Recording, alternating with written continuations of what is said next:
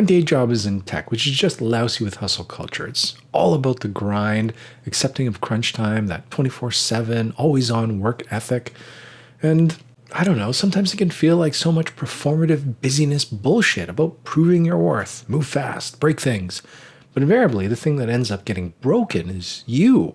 And now with this whole work from home reality, the 9 to 5 is creeping into the evening hours, where I myself, maybe like you, find yourself answering yet another email, trying to resolve one more issue, making final tweaks to that presentation you're making tomorrow, or maybe just resolving to be a little bit more caught up on that absolute deluge of tasks that is facing you. And therein lies the path to burnout. We're seeing the Great Resignation as people reevaluate their relationship to work. Over at Reddit, anti-work is blowing up with people just fed up with being overworked and underappreciated. And I get it. It's a lot. Readjusting to this new work environment is not easy. And I know at our work, we're huge proponents of maintaining a good work-life balance. It's something that's driven from the top down. Our CEO lives this and leads by example. And certainly, I'm a strong advocate for this with my entire team. But lately, it's been more do as I say, not as I do. Because frankly, I am drowning in work. It is seeping into my evenings, my weekends. And I know it's my fault. Of course, I'm that special snowflake that feels like their work is important. Not only are people relying on my work, but I'm actively holding them back if I don't get my shit done, that I'm not producing at the level that I need to be.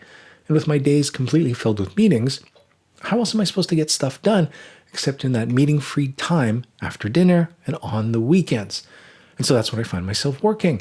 And I know it's a trap. It's not ideal, but I just can't help but feel if I could just get over this hump, get things in order, it'll all come together. And who better to provide guidance around this particular issue of time management than Oliver Burkeman with his latest book, 4,000 Weeks. Burkeman is a pro at this. For years, he's written a column for The Guardian around productivity. So he knows all about getting things done. He's a Pomodoro pro, adept at autofocus and eating that frog.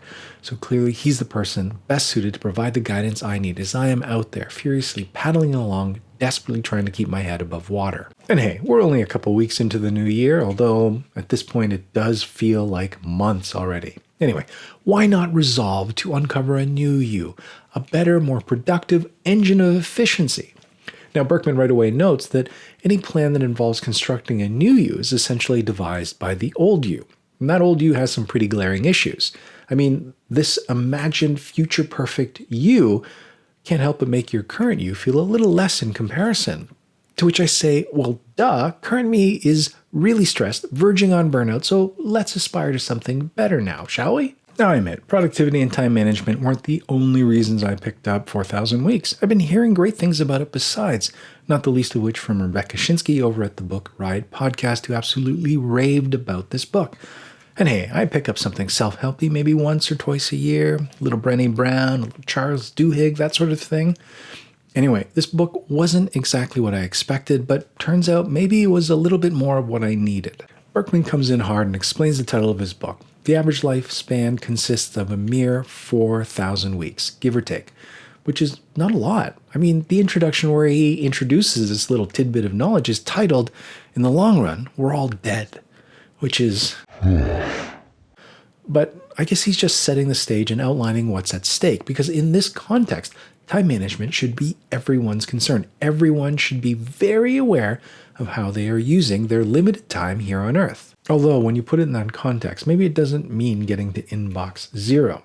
And it becomes pretty clear early on reading this book that if you are hoping that you're going to learn how to get shit done, how to clear the decks, how to get your tasks truly well and organized, you should turn back now.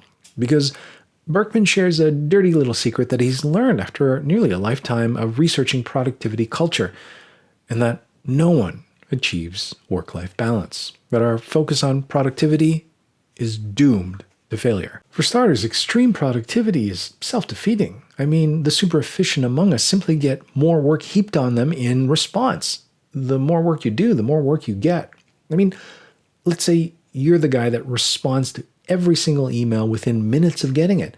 Pretty soon you become the go-to person to answer emails. People start relying on you for their emails. I mean, if you get adept at processing more inputs, well, we live in a world with infinite inputs. There is no last email, no last to-do, no final task. There is always going to be a to-do list.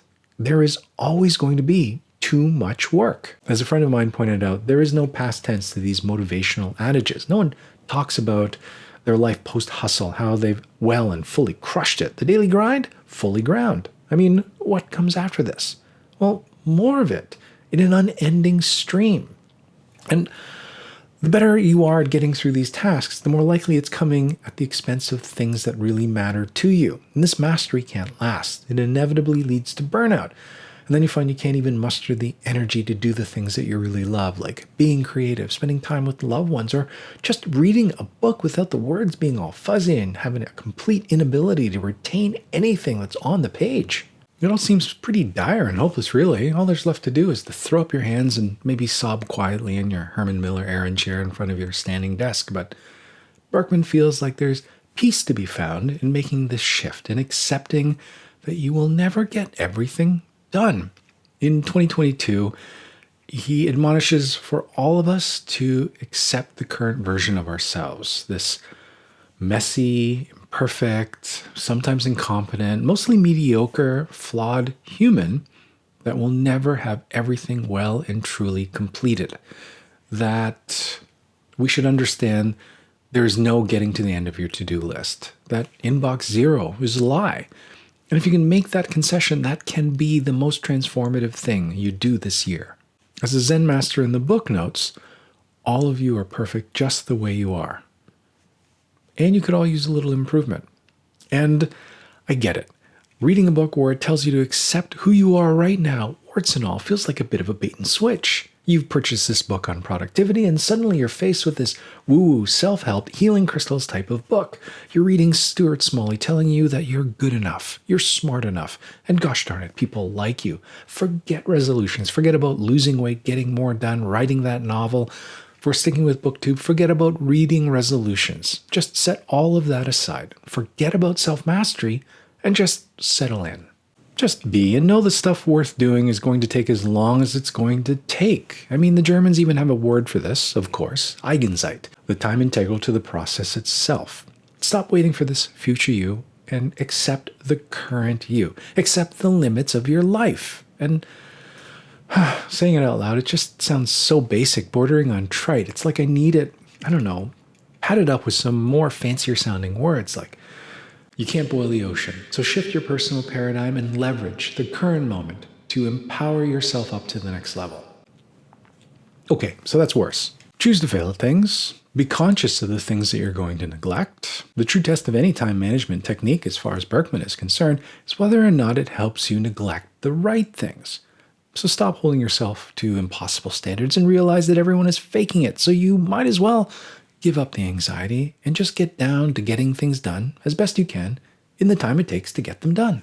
And yes, this Coles Notes version of the book might negate any desire you have for picking up the book, but I admonish you that it is worth it. Berkman writes with warmth, humor, and he peppers his narrative with quotes from poets, philosophers, and thinkers. And like all self-help books, it hasn't really changed any of my behaviors. I'm still working on weekends in the evening, burning the midnight oil.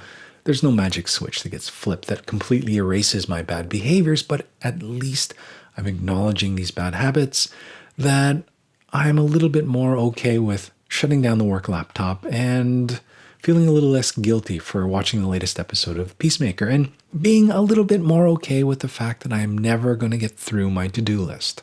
Honestly, that's enough. We're all hurtling towards burnout, so every little bit helps. And to keep me on track, I've also subscribed to Berkman's twice-a-month newsletter called The Imperfectionist, where he reminds us that we've already failed at making a fresh start and that our relative cosmic insignificance is in fact a good thing.